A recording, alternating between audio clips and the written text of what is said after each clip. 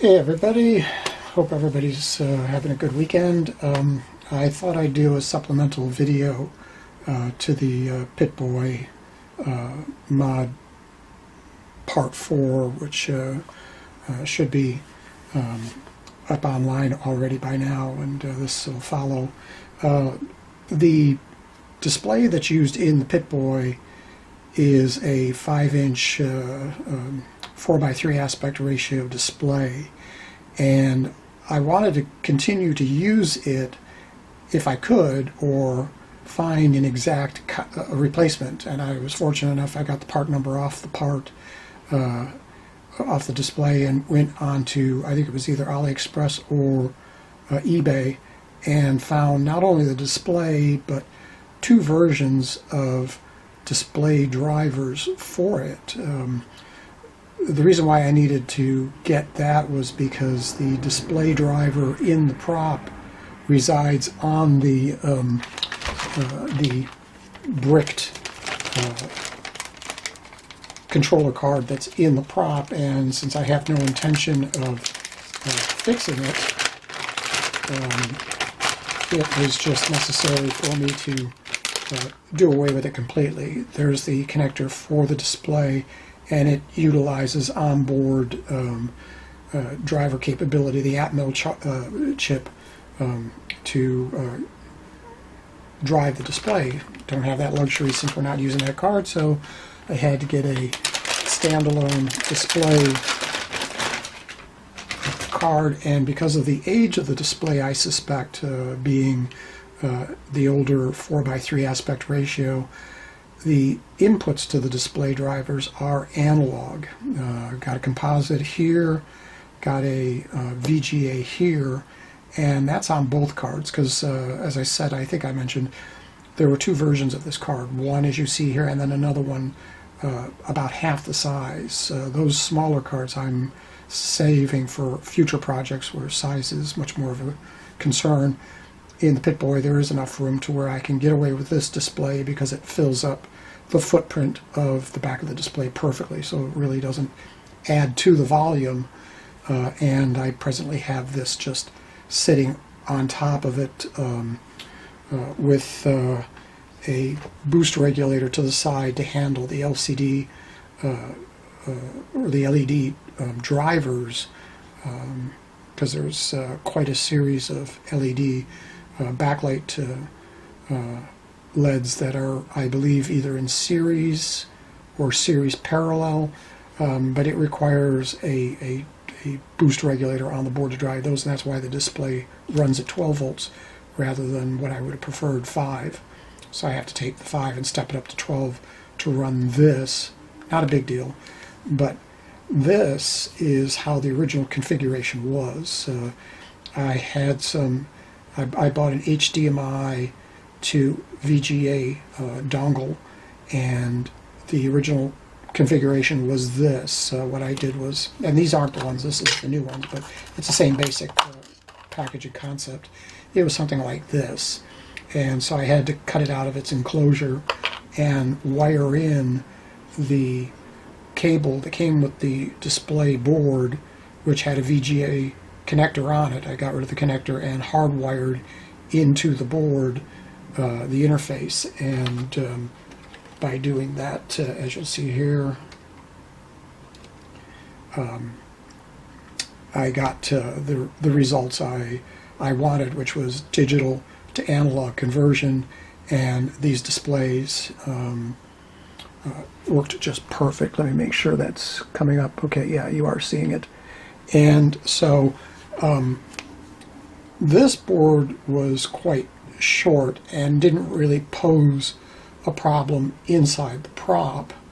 The downside was the way the code that my good friend R. Warren found and extensively reworked to get it working, as you can see right now, is sending the sound through the HDMI, and as much as I tried, I couldn't seem to get the code modified to where I could get analog audio out. So what I next did was go online and look for these. This is a HDMI to VGA, but with audio, and decided to try that. These particular adapters I got through Amazon, and they're dirt cheap. They're like they're under $9 a pop. Can't beat that. And tore them out of the skin, and I'm going to try to post photos along with this to show. If not, you'll find it in the RPF thread that I'm going to post along with these videos. Deskinned it and ended up with something like, I don't have any unmodified, ended up with a module like this. The problem with that is it is longer than this and did stick out quite a bit, and I would have had to relocate this. So my solution was this. These are the HDMI 180 adapters that I think Adafruit designed and offered for their 5-inch and 3.5, I think, displays that take advantage of the mounting footprint of a full-size Raspberry Pi, picking up the IDE connections here and or IDC connections here, and the mounting hardware. And all you did was just take this, and now you were talking to the display through the HDMI port. I remembered that I had bought a bunch of those, not only for Raspberry Pi for a couple of projects I was doing, but then just as spares, and took them and removed, hopefully you can see this, removed the second HDMI connector like so. Using, what I did was I just used a hot air gun and just went through and from the back heated it up and dropped it off. It took about 625 degrees F, or 320 some degrees C to melt the solder. A little heads up, this is all now done with lead-free solder, and the stuff is just miserable. I hate the crap. And so I will always go in and literally overload anything that I'm going to rework with the good old lead, which is 6337 alloy, and about the only solder that I prefer to use, because it's just something I was, well, I was raised with it. It's just so much easier to work with. So getting away from that, I took the connector off, and I added, by taking the HDMI connector off of this on one end and the VGA connector off on this end, I ended up with just the bare board. I also took the audio connector off again. The footprint is quite important, but I can just hardwire to these to a small standalone amplifier. This is one I'm going to be using just for the testing, this little 3-watt amplifier, but for the actual prop, it'll be embedded, and the volume control will be the one that's incorporated into the prop.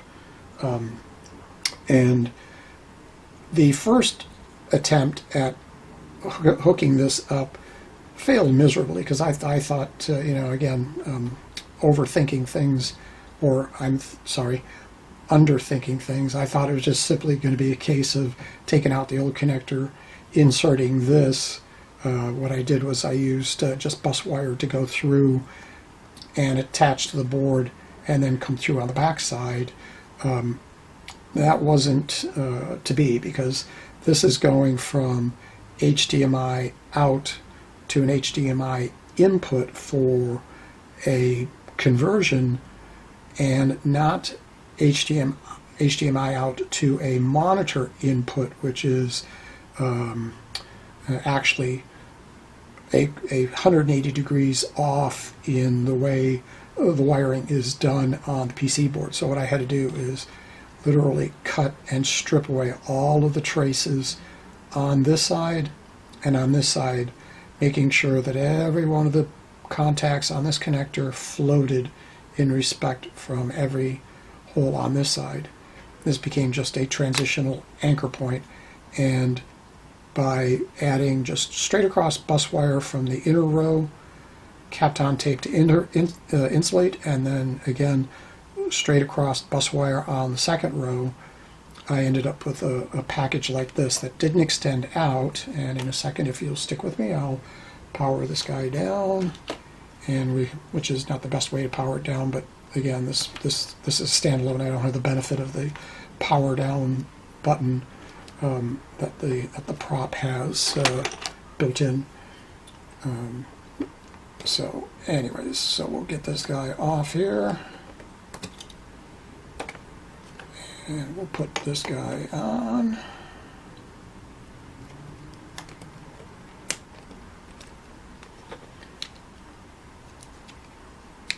See there?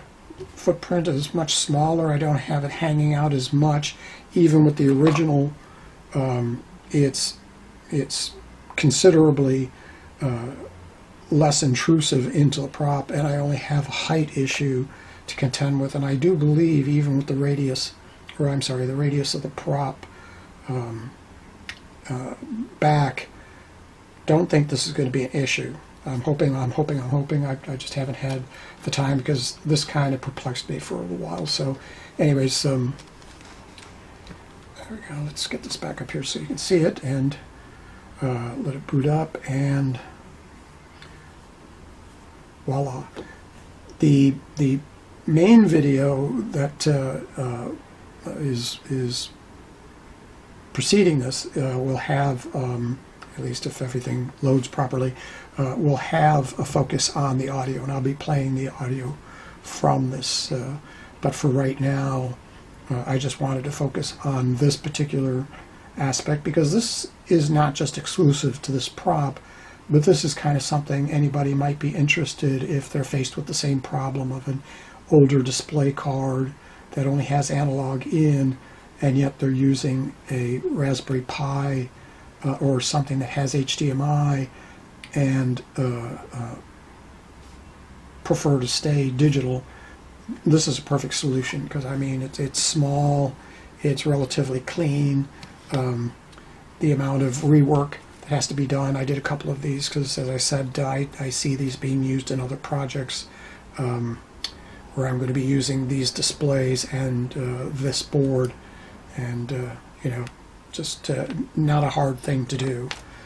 So the purpose of this video is just to kind of give you guys a heads up if it's of any interest. If not, you know, obviously you can ignore it, and well, if it does benefit you, I'm a happy camper.